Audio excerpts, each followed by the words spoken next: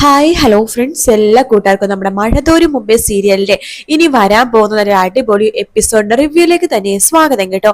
Channel ആദ്യമായിട്ട് കാണുന്നുണ്ടെങ്കിൽ ഒന്ന് സബ്സ്ക്രൈബ് ചെയ്ത് ലൈക്ക് ചെയ്ത് സപ്പോർട്ട് ചെയ്യാൻ വേണ്ടി മറക്കല്ലേ.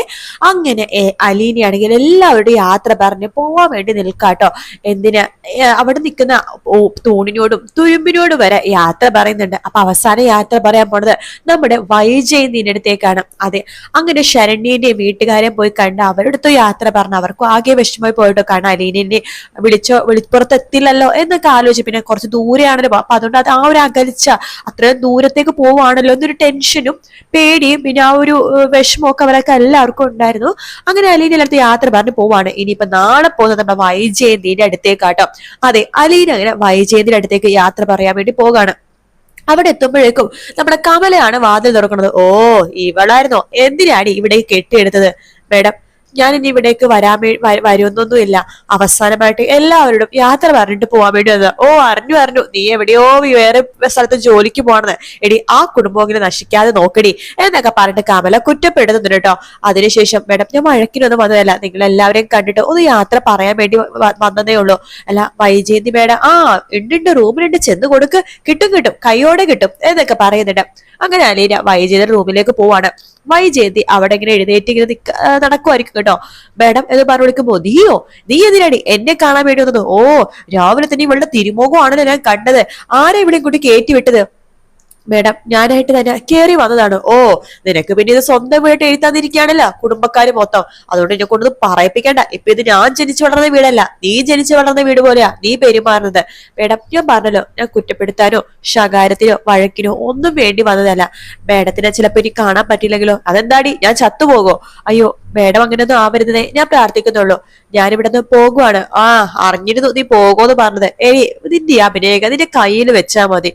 നീ പോകും പോലും. നീ ഇങ്ങനെയൊക്കെ എത്ര പ്രാവശ്യം പറഞ്ഞിടേ, പക്ഷെ നീ പോയിട്ടൊന്നുമില്ല. മേഡം, ഇത് അതുപോലെയല്ല, ഞാൻ എന്തായാലും പോകുവാണ്. നാളെ രാവിലെ തന്നെ ഞാൻ പോകും.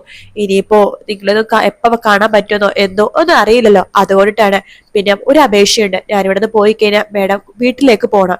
ബാലചന്ദ്രൻ സാറിന്റെ കൂടെയും മക്കളുടെ കൂടെയും സുഖമായിട്ട് ജീവിക്കണം. ഇപ്പൊ 3 മക്കളും മേഡത്തിന് ഒരുപാട് സ്നേഹിക്കും. മേഡത്തിന് സ്നേഹം മാത്രം കൊടുത്താൽ മതി. അവര് 3 പേര് നന്നായിട്ട് അതിന് ഇരട്ടിയായിട്ട് സ്നേഹം തിരിച്ചു തരും. അതെനിക്ക് വിശ്വാസമുണ്ട്. ഓ, അവരെ പെട്ടത് നീയാണല്ലോ, ഞാനല്ലല്ലോ അല്ലേ? മേഡം, ഞാൻ പറഞ്ഞല്ലോ, ഞാൻ വഴക്കിനൊന്നും വന്നതല്ല. മേഡത്തിനോട് യാത്ര പറയണം, പോണം, അത്ര മാത്രമേ ഉള്ളൂ. എടി, നീ എന്തൊക്കെ ചെയ്യുന്നു പറഞ്ഞാലും തല കുത്തിയത് മറിഞ്ഞെന്ന് പറഞ്ഞാൽ പോലും എനിക്ക് നിന്നോടുള്ള ദേഷ്യം മാറില്ല, നിന്നോടുള്ള വൈരാഗ്യം മാറില്ല. നിന്നെ കാണുമ്പോഴേ എനിക്ക് ദേഷ്യമാണ്.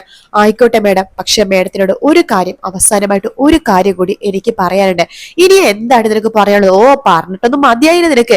ഇനി എന്താണ് എന്നോട് പറയാനുള്ളത്? ഉപദേശമായിരിക്കും. സാറിന് അങ്ങനെ നോക്കണം, മക്കളെ ഇങ്ങനെ നോക്കണം, വഴിതെറ്റിപ്പോയ മക്കളെ നീയാണ് സംരക്ഷിച്ചത് എന്നുള്ള ഉപദേശമാണോ തരാൻ പോണത്?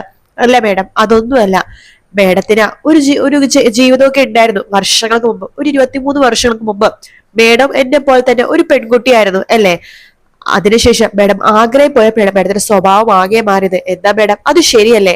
അത് കേൾക്കുമ്പോ വായിച്ച് ആകെ ഞെട്ടുവാട്ടോ. നീ ഇടയ്ക്കിടക്ക് ആഗ്രഹ കഥ പറയുന്നുണ്ടോടി? അതെ, പറയണം, പറയാതിരിക്കാൻ പറ്റില്ലല്ലോ.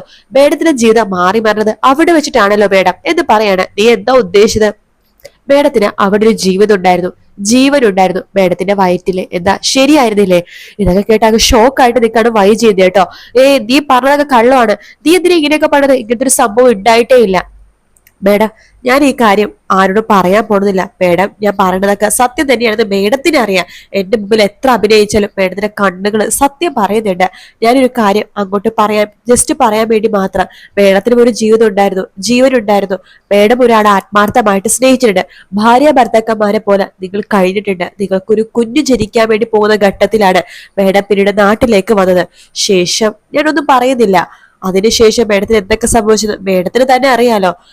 ഞാൻ അതുകൊണ്ട് ഒരു കാര്യം മാത്രം മേഡത്തിനെ ബോധിപ്പിക്കാൻ വേണ്ടി വന്നതേ ഉള്ളൂ. മേഡത്തിന് ഒരു കുഞ്ഞ് അന്ന് വയറ്റിലുണ്ടായിരുന്നു.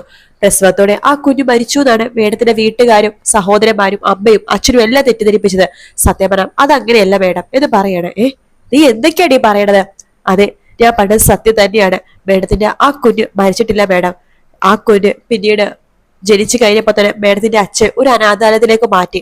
ആ അനാഥാലയം നിർത്തി പോകുന്ന അവസ്ഥ വന്നപ്പോ ആ അനാഥാലയത്തെ ഓണർ അതിന് വേറൊരു സ്ഥലത്തേക്ക് മാറ്റി. ആ ഒരു മകളാ മേഡം ഞാൻ. ഞാനാ മേഡത്തിന്റെ മകൾ എന്ന് പറയാണ്. ഇത് കേൾക്കുന്ന വൈജയന്തി ആകെ ഷോക്ക് ആവാട്ടോ. ശരിക്കും ഇങ്ങനത്തെ ഒരു ഭാഗം നമ്മളെ കാണിച്ചായിരുന്നു കഴിഞ്ഞതിന് മുമ്പത്തെ ആഴ്ച പ്രൊമോയില്. ശരിക്കും പറഞ്ഞാൽ അത് പറയുന്നൊന്നുമില്ല കേട്ടോ, യാത്ര ചോദിച്ചിട്ട് മാത്രമേ പോകുന്നുള്ളൂ. അങ്ങനെ പറയുന്നതായിട്ട് അലീന ആലോചിക്കുകയാണ്. തന്നെ അമ്മയുടെ സത്യങ്ങളൊക്കെ തുറന്നു പറഞ്ഞിട്ട് അവിടെ നിന്ന് പടി ഇറങ്ങുന്നതായിട്ട് അലീന ആലോചിക്കുന്നത് മാത്രമേ ഉള്ളൂ. അങ്ങനെ ഒന്നും പറയുന്നില്ല കേട്ടോ. അതേസമയം അലീനെ കൊണ്ടുപോകാൻ വേണ്ടി വന്നിരിക്കുന്നത് നമ്മുടെ ലാലച്ചനാണെന്നുള്ള കാര്യം അലീനക്ക് അറിയില്ല. ശേഷം അലീന എല്ലായിടത്തും യാത്ര വേണ്ടി പിറ്റേ ദിവസം ആകെ വിഷമിച്ചിരിക്കുകയാണ്. ബാലചന്ദ്രൻ ചോദിക്കണ്ട്, എന്താ മോളെ നിനക്ക് ടെൻഷൻ ഉണ്ടോ? നിന്നെ ഞാൻ കൊലക്ക് കൊടുക്കാൻ പോകുന്ന പോലത്തെ ഒരു ഫേസ് ആണല്ലോ നിനക്ക് ഇനിയുള്ള ജീവിതം തുടങ്ങാൻ പോകുന്നത് മോളെ. നിന്റെ പകുതി കെട്ടേ ഇപ്പൊ ആയിട്ടുള്ളൂ, ബാക്കി പകുതി കെട്ട ജീവിതം ഇനി തുടങ്ങാൻ പോകുന്നേ ഉള്ളൂ. അച്ഛൻ എന്തോ മനസ്സ് വെച്ചിട്ടാ ഒരുപാട് നേരമായിട്ട് സംസാരിക്കണത്. എന്താന്ന് എനിക്ക് ശരിക്കും മനസ്സിലാവുന്നില്ല. പക്ഷെ ഒരു കാര്യം അറിയാം, അച്ഛൻ വളരെ സേഫ് ആയിട്ടൊരു സ്ഥലത്താണ് എന്നെ മാറ്റുന്നത്. ഇനിയെങ്കിലും പറ, അച്ഛൻ ശരിക്കും പറ, എന്നെ ഇവിടേക്കാ മാറ്റുന്നത്. ഞാൻ പറയില്ലേ, ആ മനുഷ്യൻ കുറച്ച് സമയമാകുമ്പോഴേക്കും നിന്റെ അടുത്തേക്ക് വരും. അപ്പൊ നിനക്കറിയാം അതാരായിരിക്കും അത്. എനിക്ക് ചില സംശയങ്ങളൊക്കെ ഉണ്ട്. എന്താ നിന്റെ സംശയം? അല്ല, കഴിഞ്ഞ ദിവസം ഒരു ബിസിനസ് മീറ്റിങ്ങിന് വേണ്ടിയിട്ട് എന്ന് പറഞ്ഞിട്ട് അച്ഛന്റെ ഒരു സുഹൃത്തുമായിട്ട് കഴിഞ്ഞ ദിവസം ഇവിടെ ഒരാൾ വന്നില്ലേ, എന്താ പേര്? ലാലിച്ചൻ അല്ലേ? ഉവ്, എന്താ? അല്ല, അദ്ദേഹമാണ് എന്നെ കൊണ്ടുപോണത്. അല്ല, അദ്ദേഹനെ കണ്ട നോക്കിയ നോട്ടവും അതുപോലെ തന്നെ എന്നെ ലാളനയോടെ നോക്കിയതും ഒക്കെ എന്റെ മനസ്സിലുണ്ട്. പിന്നെ അച്ഛനോട് ഞാൻ പറഞ്ഞില്ലതേ ഉള്ളൂ. ഇന്നലെ ടെക്സ്റ്റൈൽസിൽ പോയപ്പോ അദ്ദേഹത്തിലെ പോലെ ഒരാളെ ഞാൻ കണ്ടും ചെയ്തു. എന്താച്ചാ, അദ്ദേഹം എന്നെ വിലയിരുത്താൻ വേണ്ടിയിട്ടാണോ ഇവിടേക്ക് വന്നത്?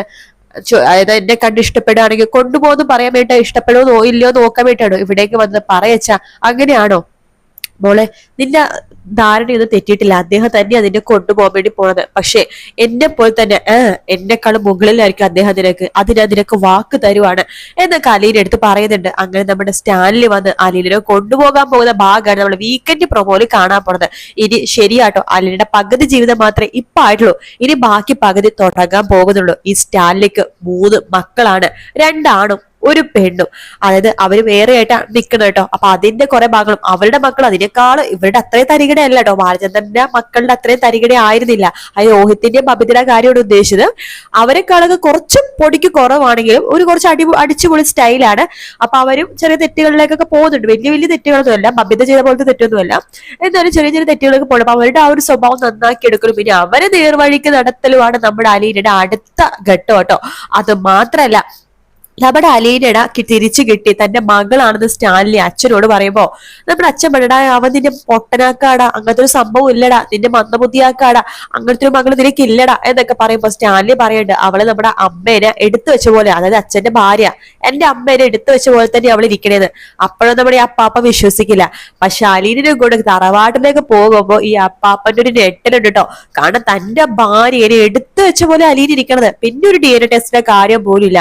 അലീന കൊച്ചുമകളാണ് സ്വയം സ്ഥിരീകരിക്കുന്ന ഭാഗമാണ് ഇനി വരാൻ വേണ്ടി പോകുന്നത്. കാത്തിരുന്ന് കാണാം ഇന്നത്തെ വീക്കെൻഡ് എപ്പിസോഡ് വേണ്ടി. അപ്പൊ ഈ വീഡിയോ നിങ്ങൾക്ക് ഇഷ്ടമായെങ്കിൽ ലൈക്ക് ചെയ്യാനും സബ്സ്ക്രൈബ് ചെയ്യാനും കമന്റ് ചെയ്യാനും മറക്കല്ലേ. മറ്റൊരു വീഡിയോ ആയിട്ട് കാണാം. Take care, bye bye.